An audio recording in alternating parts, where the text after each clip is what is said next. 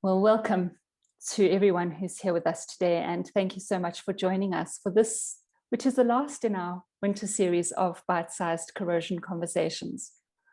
I can't believe how quickly time flies when we're having fun. We really are delighted that you've been able to take time out of your day today to be with us. During this winter series, we've been looking at coating selection quite generally. In our first week together, Neil gave us some pointers about choosing coatings. And of course, he reminded us of the critical importance of surface preparation. And last week, we had Ben van Wyk from Stonecore with us, who gave us some fascinating insights into fire-resistant coatings, about which I had no idea. If you missed those, please head on over to any of our platforms, our website, YouTube, LinkedIn, and you can even find a library of all of our bite-sized corrosion conversations on our Teachable platform, free to view, wherever you feel most comfortable. Now, heading into today's discussion, I was looking for some white paint in my local hardware recently and was faced with this wild dilemma. Did I want vivid white, white on white, natural white? For heaven's sake, I just want white. And apparently those are all different.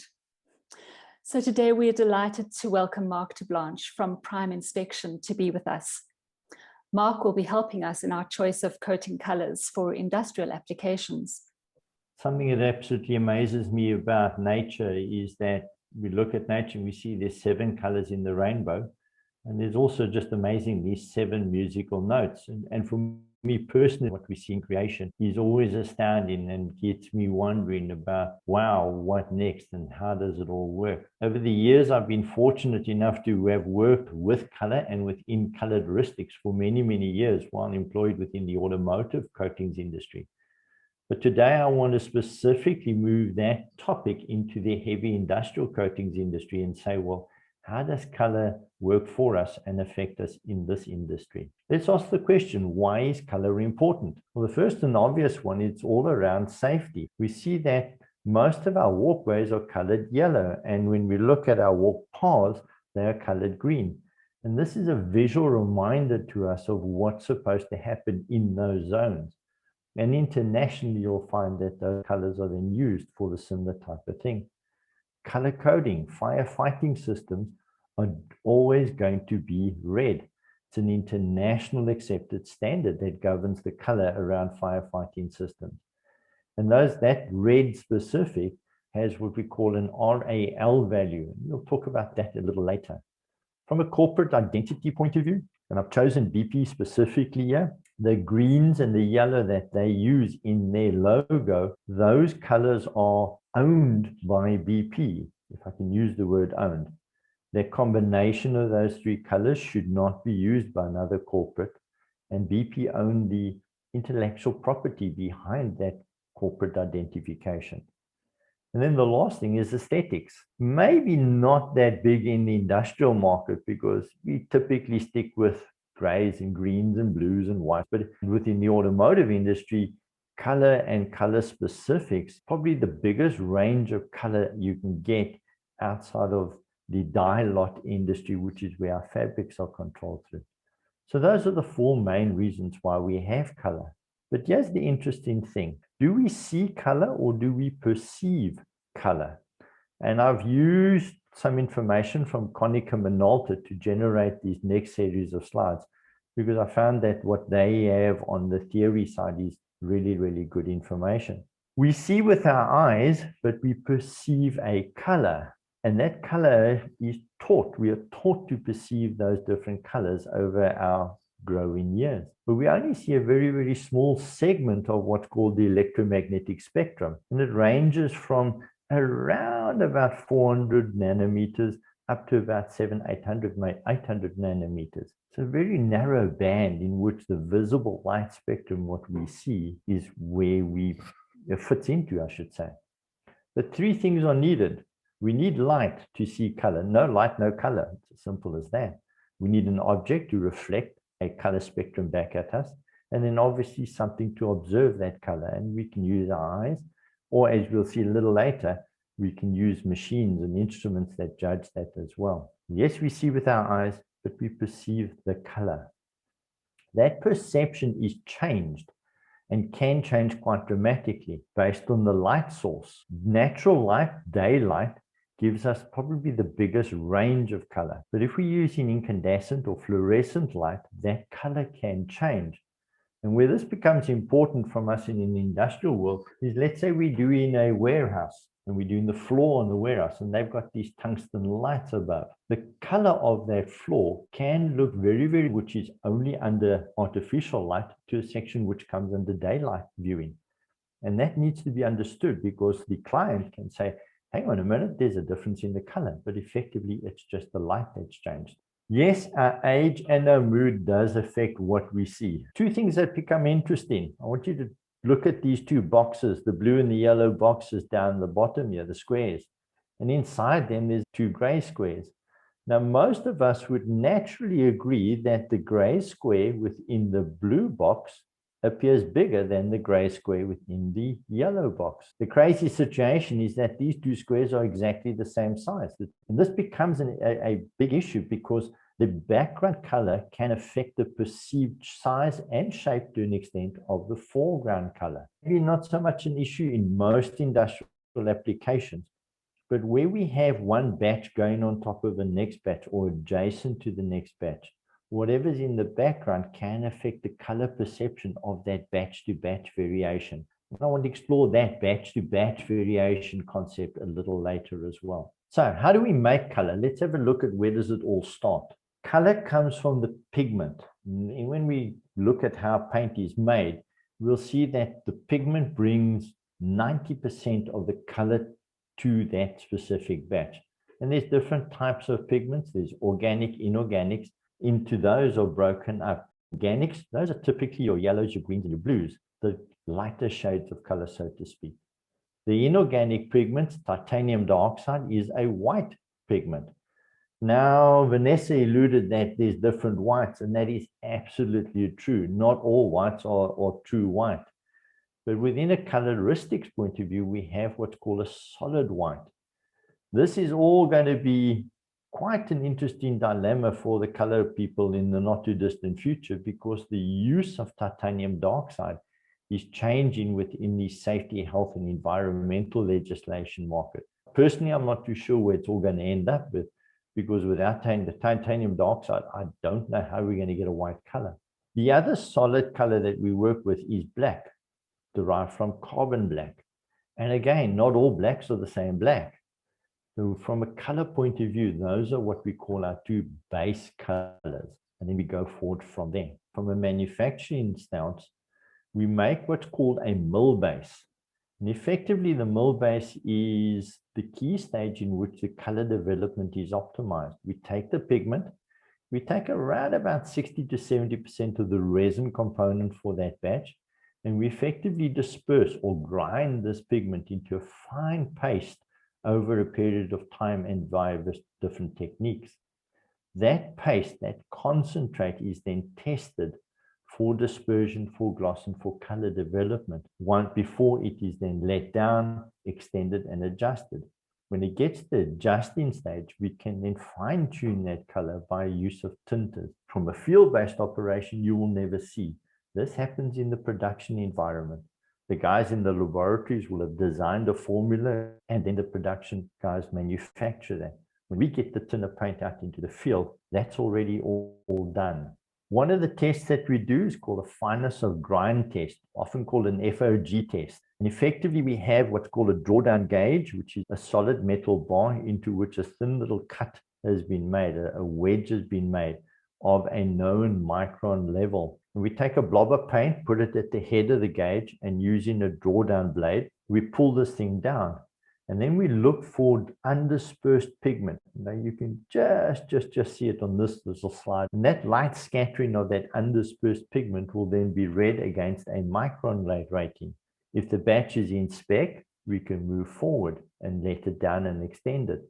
But if it's not, if those particles are still too large, we have to grind the batch further. One of the side issues that come from, or side consequences that come from the grinding of pigment, is that the smaller the particles, the higher the gloss value. And gloss is what we call the shininess of the paint. And effectively, we shine a light beam on it and we measure that reflected value at the other side. Broadly speaking, there are three categories of gloss. Your high gloss environment, the automotive industry.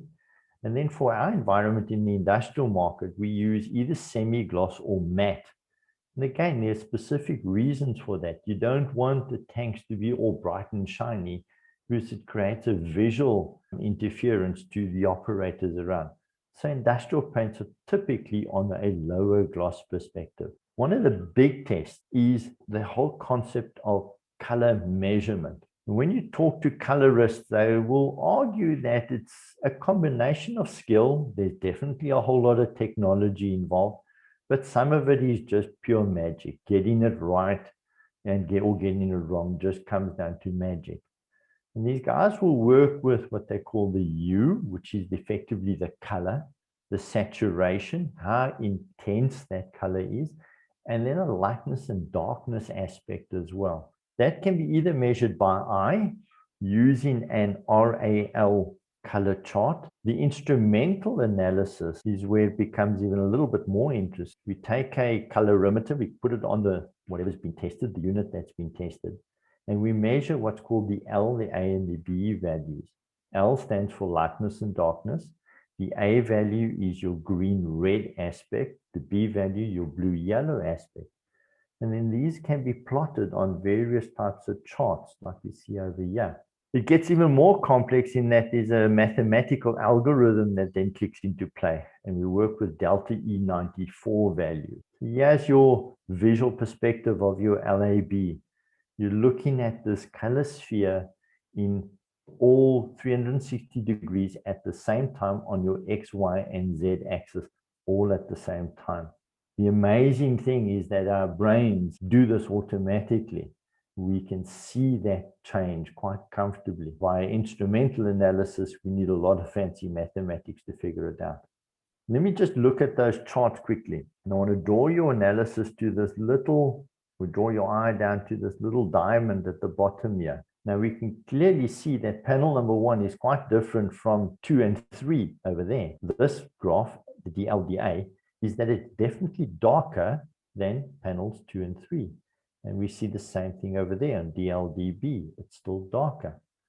Why is this important? Well, if that was a different batch, if that was the first batch, and the next 2 batches that we get onto a field-based environment, imagine you're painting the outside of a large storage tank, which might roll into 1 or 2 batches. That difference between that batch and that batch may well be visually recognized by the client to say, hang on a minute, what's gone wrong? And we use these type of visual recognitions when we determine what goes wrong. And that's where the problem solving and the defect analysis comes into play. But this is the instrumental analysis. You might not have the fancy instrument out on site, but what you will have is your eyes. To be able to see color, there's a specific series of tests that we go through, and these are called the Ishihara color perception tests. Now, if you can see the number 57 on that one, the number 74 over here, and the number 26 over there, you can perceive color. I've just shown 3 slides. The basic test actually has 14 slides. The extended test has 30 of these slides. And it gets more and more complex. If you can't see the 74, don't feel alone that have a blue-red color deficiency, which is the most common color deficiency that we have.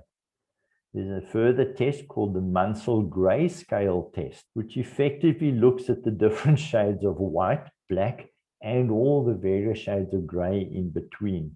And it's pretty much designed on the same concept where you've got a number within a sphere of other shades. So we can perceive the color. We're out in the field. Now what? This little table borrowed it from a really good friend of mine, Mr. Hugh Norman. Effectively, what we came up with was a visual rating 1 through to 5, where if we're going to score at numbers 1 and 2, we judge one panel or one batch against another batch. We can quite comfortably say then that all of our customers, all of our clients would see that color change, the color difference. It would be so significant that they would reject it, and then they would ask for a query. On the other end of the extreme was when the color difference between one batch or the other batch, between one panel or the other panel, was so slight that most of our customers or clients would comfortably accept it, and they wouldn't argue or debate it in any formal way. Where it becomes interesting is at this stage, the customer will recognize the color difference. But the question then comes back is, for a 3-, they will ask what went wrong. Why is it different? For a 3+ evaluation, they will say, I'm prepared to accept it, even though it is different. So what affects our color? Application definitely affects color. What is application of a paint? We've taken the pot of paint, we create an aerosol of that liquid, and we apply that liquid onto a substrate. And as those little droplets, those micro droplets of paint hit the substrate, the first layer that hit the substrate will effectively wet the substrate out. No big deal on color there. The next layer that hit the substrate is where we have our build application, where we start building our diaphragm thickness. The next layers that hit will hide, and we'll start talking about a concept called opacity soon. And the final layers give us our leveling out of the paint. And this is true regardless of what method of application we're using. The one thing that is different, though, in the application is the transfer efficiency. We notice that with low transfer efficiency, we tend to waste a lot. Our droplets are a lot smaller. Right on the other end of the extreme is where we have our robotic application. Probably never going to find that in a field-based application scenario. Those are your shopper systems. But there we have a very high transfer efficiency. A very common one, the airless and air-assisted airless, which we have in field-based applications, have a moderate rate of transfer efficiency. The droplet sizes here are significantly larger than what they are on conventional spray. And that's where our build and our hide, our color development and our opacity really come into play. We all know that the applicator should hold the gun at 90 degrees to the substrate. He should have his self distance uniform, and that they should avoid dry spray and overspray. That's the theory. It's easier said than done. Hang on to a spray gun for 7 or 8 hours a day, and you find that trying to keep it nice and even, like the theory says, is almost impossible. And we get a concept called arcing, where the spray painter will physically move his arm in an arc over the substrate. Effectively, what we have to measure the diaphragm thickness. In the center of that arc, the diaphragm thickness will be thickest, and on the outsides of that arc, the diaphragm thickness will be thinnest. Diaphragm thickness affects color.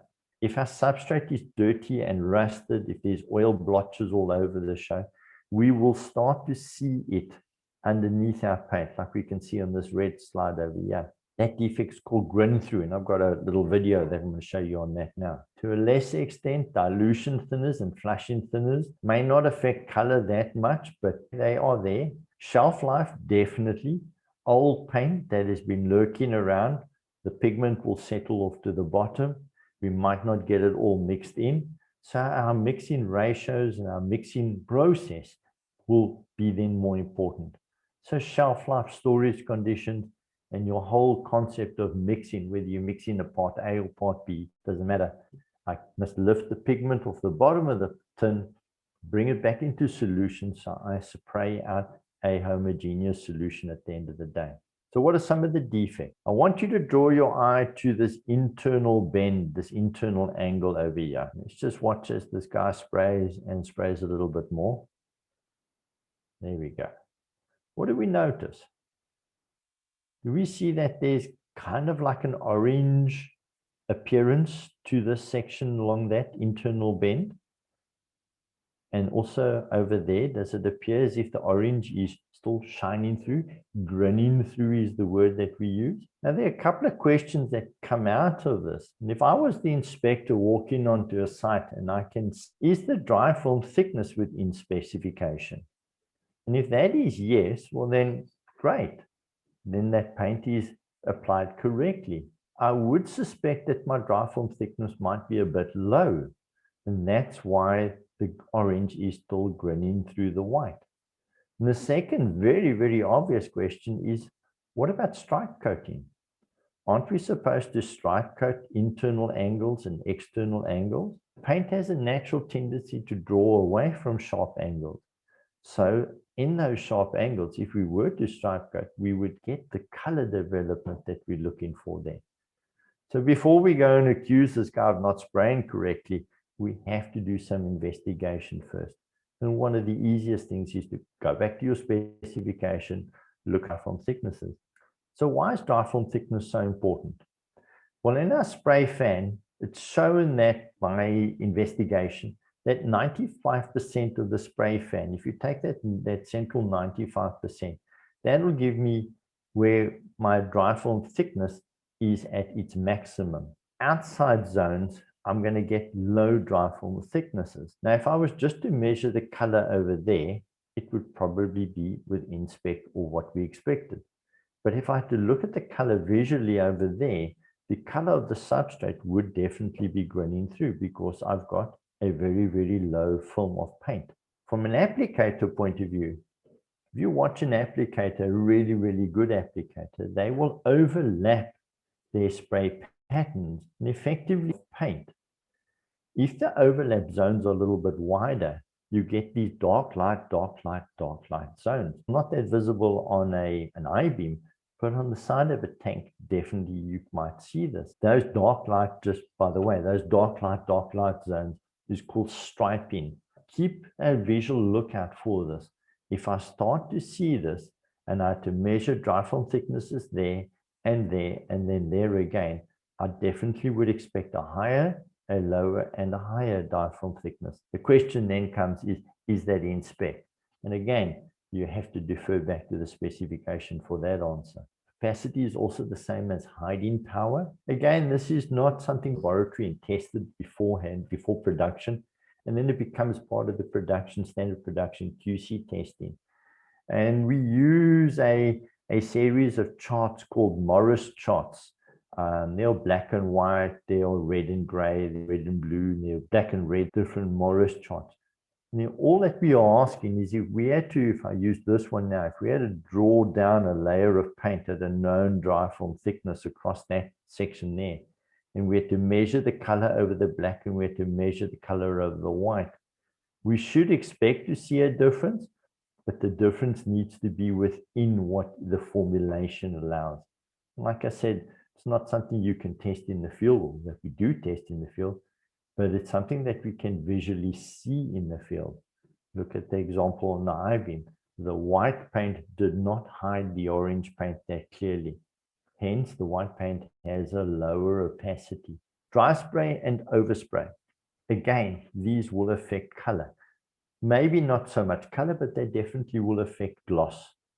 Dry spray effectively is, my paint is hitting the desired target, but by the time my paint hits the target, it has been over-atomized. It's drier than what it should be. Overspray is, my paint is not landing on the desired target. It's landing adjacent to my desired target. And again, by the time it gets there, it has dried out a little bit. So we get a salt and pepper, a sandpaper type texture to our paint. Will it affect the color? Perhaps not as significant. Will it affect the gloss? Absolutely yes. This will create what we call light scattering. And again, these are defects that will need to be investigated. Henry Ford once upon a time said, customer can have the car in any color they want so long as it's painted black. And this is a true statement. He actually did state this. Henry Ford wasn't only fascinated about black as a color, he actually wanted all the cars painted all sorts of different colors. But when he was building the first Model T Fords, Henry Ford and the whole production line was about production, getting volume out the gate as fast as possible. And what he realized that spraying black was the easiest color to spray. From a manufacturing point of view in those old days, black was also the easiest color to manufacture. Spraying color can be quite a complex operation. So in summary, color is definitely a sensory perception. We see it with our eyes, but we perceive it with what we've been taught over years. It is derived from the formulation. The formulating chemists will have figured out, and we use what are called colorists and color stylists to actually design these different nuances in the color. It is definitely affected by application. And from there, from the application point of view, we have to note the diaphragm thickness. We have to note the opacity. One of the defects that we can look for is this thing called grin through in our application process, be controlled. I'm not suggesting that we must all go rushing out and buying fancy color monitoring equipment, but you can visually measure color. And that maybe is something which, as a takeaway, start looking at batch to batch variation, start looking at applicator. One applicator might be spraying a little bit different to the next applicator. Is that visual difference between the two that significant that the client will see it but accept it, or will see it but question it? It's that 3- 3+ category that we worry about. And then lastly, color is everywhere. It is every day. We see it every day, and it is important. So thank you, Vanessa. I'm going to hand back to you now. Thanks so much, Mark. Well, certainly looking at color has taken on a slightly different hue. And I know that I have very poor visual acuity, but it's very interesting. Just there are a couple of questions. The first question is, if color is determined by formulation, what is the impact of that when we're looking at these corrosion-specific coatings, and whether formulation for corrosion protection is so important, but the client wants some variant of a particular color? Is that something we can join together? If the client's prepared to pay for the fancy color, then yes, we can give the client the fancy color. In the heavy industrial world, working with a 3-coat system, we'll put on an inorganic zinc.